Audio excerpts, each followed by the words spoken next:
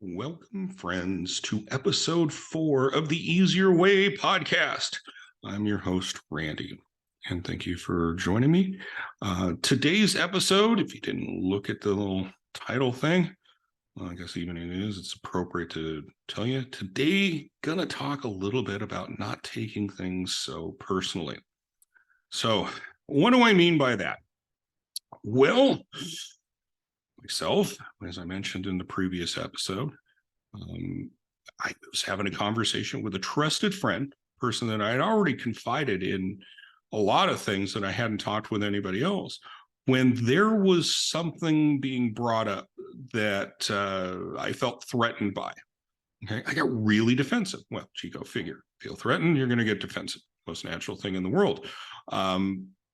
But yeah, there was something that was with this conversation that I felt I really needed to defend myself for. And again, that story last time. If you're interested, you haven't listened to it and stuff, tune into episode 3.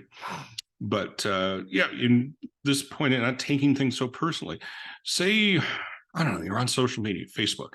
Okay, somebody makes a post about something very general, but you disagree with it.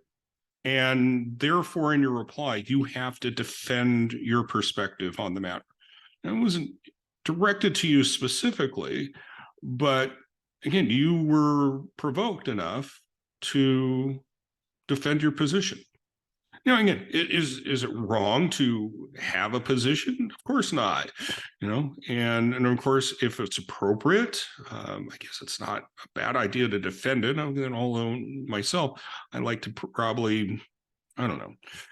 If I, again, much like the story I shared before, remember that if I am inclined to having to defend myself, again, logically, therefore, I feel like I'm unsafe. Why would you, and it may not physically be threatened, but my ideas, my beliefs are being threatened. And when that's happening, if I'm not so, I don't know, emotional about it and such, I think, again, I could recognize in anyone else. It's like, dude, whoa, why are you all riled up over this kind of stuff? There must be something more going on, man. I'm sorry I offended you.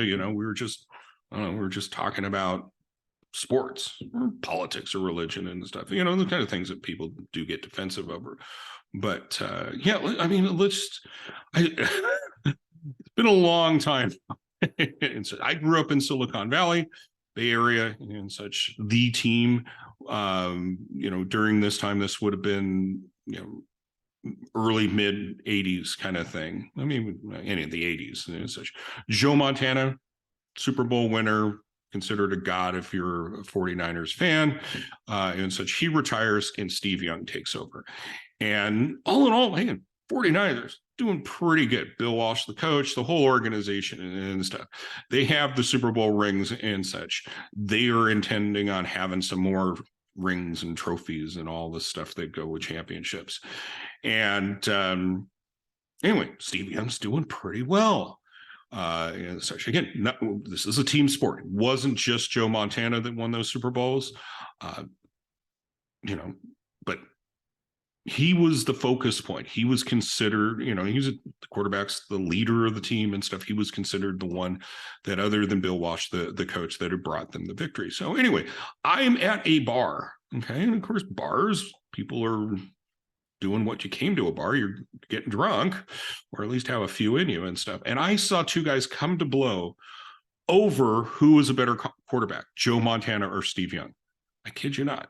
Again, as far as I'm concerned, one of the stupidest things at all, because I'm pretty darn sure both Joe Montana and Steve Young would have probably been in the corner and laughed and stuff. It's like, all right, yeah, whatever and stuff. I doubt the two of them really are that concerned about who's the better performer, especially if Joe retired and stuff. Hey, Joe wanted to keep on winning championships. He would have had the opportunity and stuff. My point is people can get really, really invested into things that really have very little to it involves them. Now, why? Well, I just probably go on with all assumptions, but again, speaking of assumptions, I would think this is something that's very important to an individual, very important to you. In the example I said before, again, there was a topic I didn't want to talk about. Okay. It was very important to me that I did not relive those memories. And therefore, I was very, very defensive in not doing so. And again, there was something in my subconscious that was painful, was emotionally painful and stuff. So again, in that situation, again, you can listen to a little bit more in the previous episode, but again, this is important to me. Okay. I'm going to presume these two guys that were brawling, that was important. Again, the guy that defending, one athlete over the other, their opinion was important. Or what, maybe based upon my previous experiences and stuff, it wasn't so much the obvious topic that was important. It was the fact that I was needed to be right. Okay. I was emotionally invested in this conversation. Okay. I swear I don't follow professional sports. So it wasn't me and one of the guys in the fight, but let's for pretend. Say I'm one of the guys, and hey, I'll go with Joe Montana. So I'm been talking to this other person at the bar now for 45 minutes about why I have this idea that Joe Montana is the greatest quarterback ever, and Steve Young is nowhere near as good as him. Okay. So I really, really started investing time, energy, and emotion in this idea. Okay. So when it starts becoming important is now not the topic. It's not about who's the better quarterback. It's what's important is defending myself, just in general and stuff, just not, again, just I was going to make sure that I am not wrong on what I am so emotionally and intellectually invested on. So how this kind of ties into our themes of all these episodes of, the principles and the practices that millions of addicts and alcoholics have used to turn their lives around. Okay. One of the first things that I like to discuss with people on the topic of being teachable. Again, so we all have certain beliefs, certain ideas that we hold on to tightly. Could be like the cornerstone of how we see ourselves and how we see the world and such. What is right and what is wrong. Okay. And again, this is really important to have a foundation to build all your other beliefs on and such. But if it comes to the point where this belief that once served you is no longer providing any benefit, then it's time to kind of reconsider, is this worth building my life upon? Again, politics or religion or sports or whatever it may be that we consider very, very important. There may come to a point where it starts becoming obvious that this no longer works for me. And using the theme of addiction, talk with people is, pretty much everyone that not everyone I've ever met in recovery at one point in time knew that they had everything under control, that they could pass a lie detector. They knew they could stop drinking anytime they wanted to. Now, whether it's true or false, again, it was a deeply held belief. Okay. And again, eventually that started showing up more and more as, well, probably not really the truth, buddy. You say you could stop drinking. You said you're gonna quit for 30 days and you were drinking again in 3 hours, kind of stuff. Actions speak louder than words and stuff. Maybe you really can't control this. And of course, speaking for my rationalizing and justifying, speaking for myself, yeah, I've got a lot of explanations of why I had to drink today instead of taking the 30 days off, because I don't want to be wrong. And you may have concluded, again, what this whole thing about needing to be right really is underneath that. Again, it's just pride and stuff. No one likes to be wrong. Again, I've never met anybody who was happy to be wrong. Well, maybe not happy to begin with, but I also can speak for myself with the fact that, again, how I couldn't control my drinking, was a blackout drinker for several years. Once it came clear where I could admit is that, yeah, I can't control my drinking. that I was obsessed with the idea of controlling my drinking and therefore neglected other areas of my life.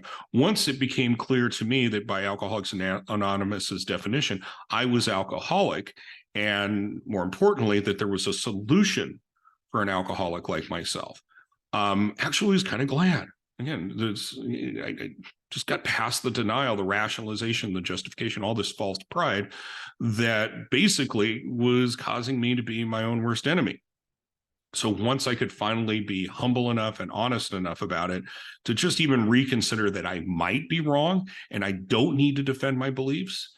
Again, I've had this conversation with a lot of guys. It's just like, look, are you even open to considering that regarding the topic of drinking, that the ideas that you have about it and how it relates to you personally may not be of any benefit to you any longer, may not work for you and stuff. And in all frankness, there's been a few guys that wanted to argue with me at the time. And then again, that was just a real easy thing to discern. It's like, well, then I don't think I have anything to offer you. I'm sorry. If you're not even going to consider new ideas, there's nothing I have to share with you because, well, basically they know it all. I already know that is the saying that came up more than once. Yeah. I already know that. Yeah. But again, actions speak louder than words and stuff. And it doesn't mean that there won't be some time in the future when you can reconsider your position. And at the very least, be open-minded, willing enough, honest enough, humble enough to just go, yeah, you know what? Maybe this idea I'm holding on to and this stuff, well, maybe it's inaccurate. There's some truth of it, some aspect of this and stuff that has validity, but there's now over the course of time, more evidence that has been shown that reveals that maybe it shouldn't be considered as a non-negotiable. Maybe, yeah, I guess that's a good word and stuff. Could you have the point in your mind to start negotiating on the importance of this idea? And again, it doesn't need to be unimportant. You don't need to flush this idea, this belief down the system and say that everything about it was wrong, but it doesn't necessarily need to be as important that you're willing to fight over, whether it's verbally or physically, as I saw these guys do over 30 years ago. It's just like, hey, so take away from, again, this talk here is in such that if you don't want to take everything so personally and such, just for a moment, doesn't of course need to be acknowledged to anyone but yourself. Just for a moment, think, yeah, you know what? Maybe this is as important as I thought it was. And especially, again, if it's not directly towards me, maybe I've got something going on in the subconscious, underneath my conscious mind. Because again, a lot of people say, I just don't know what it is. I don't like this person. I don't know what it is and stuff, but there's something wrong here and stuff. Well, again, that just means it's unconscious. There, again, the inklings, the intuition here and stuff is valid.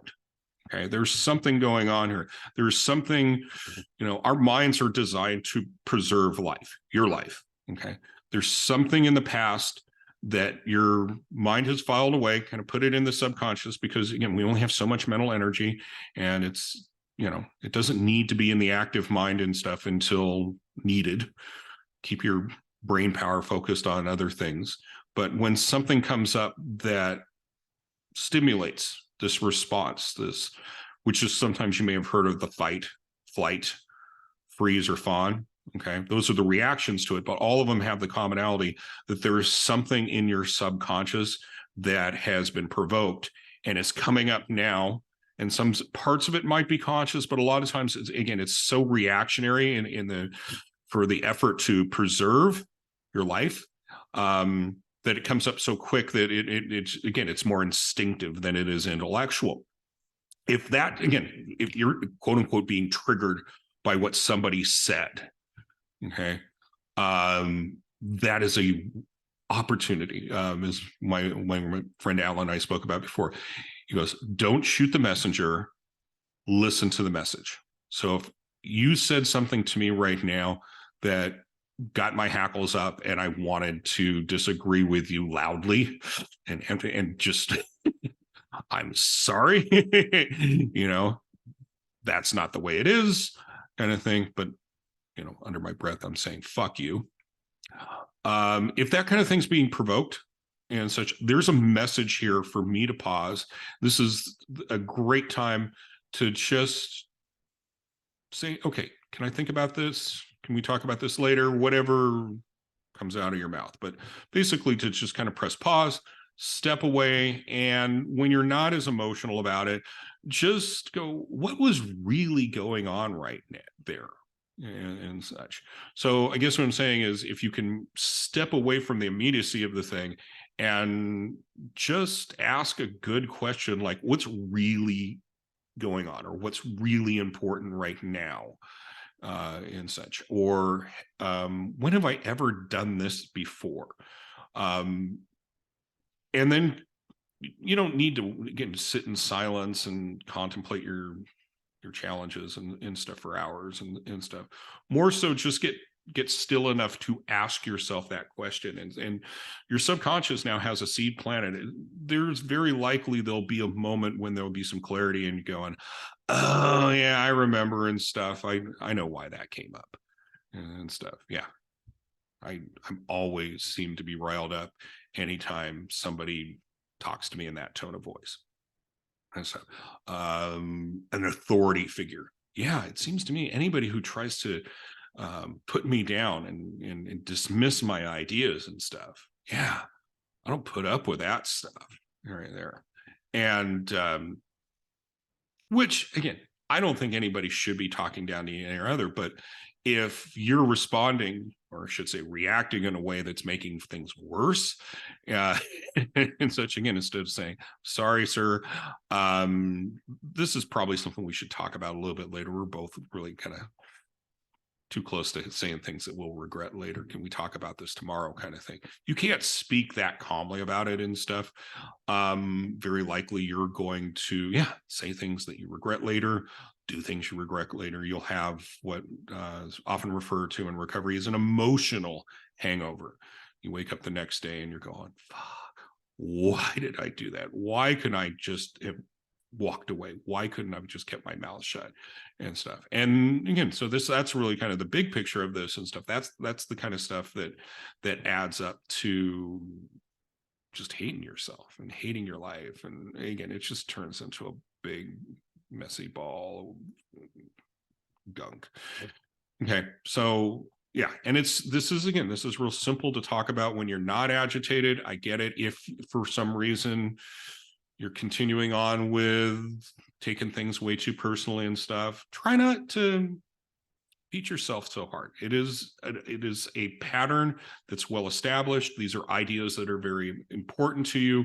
It is the most natural thing. If you were looking at someone else and going, yeah, that's he's obviously gone overboard, that must be really, really important to him, and therefore there must be good reason for him to have this belief. If you could be that kind of compassionate with another human being, again, not being personal, and being a little more of an observer, almost like you're watching yourself, you could much more likely be patient and kind and gentle with yourself, instead of saying things that are very harsh, the kind of words that we all at some point in time, very negative self-talk that we deal to ourselves. I think I've said things to myself that I would never ever say to another human being as well. And I don't think I would have put up with another human being saying to me. But that's that whole kind of being your own enemy stuff that is, what we're trying to, get past, to evolve, to grow, to have being less as a dominant characteristic of our lives. So that's what I got for today. I'm not sure what we're going to talk about in episode 5 yet. Got a couple ideas. Yeah. I don't want to give away everything right now. Just know that if you enjoyed this episode, that it's very likely you're going to enjoy the next one. And if you found anything beneficial, please let me know about it. It is encouraging to know that I'm on the right track. On the other hand, if I have said anything that's off track and you have, a different viewpoint on it, I invite you to reach out to me and let me know your perspective on this matter, because, this is how I learn and stuff, because it is my intention to be able to share with you the best of what I have. What I've been sharing here, not just these last episodes, but everything that's going to come has to do with my personal experiences, the lessons I've learned that's made my life easier. The interviews you're going to hear from people, same type of theme. They're going to share with you life experiences and the lessons they've learned that have allowed them to have an easier life as well. But hey, that's just our interpretation of these things and the lessons we've learned. And again, we've tested them, they seem to work, so we keep them up, and we think there's enough value on it, we share it with others. But we could be mistaken. Speaking of the whole being open-minded, considering different ways, that's what I'm getting at here. If you've got a different perspective on this, I invite you to let me know. I'd love to hear your viewpoint on the matter. With that being said, thank you very much. We will talk again soon. Till then, take care.